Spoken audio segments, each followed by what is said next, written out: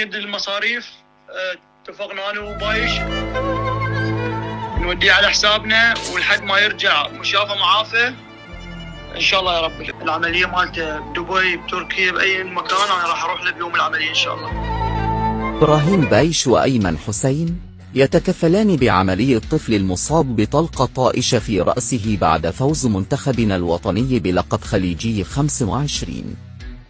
اللاعبان اتصلا بعائلة الطفل وابلغوهما تكفلهما بنفقات العملية الجراحية وعلاجه في تركيا.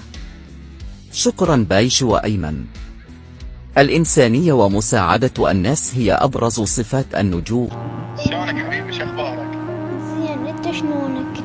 والله زين صدق مالك دخل وانا اسوي لك العمليه حبيبي. اريد اشوفك. صار من عيوني تدلل. اريد الطلقه تطلع من راسي وليدي كل شيء ما اريد. فرحتوني مشكورين.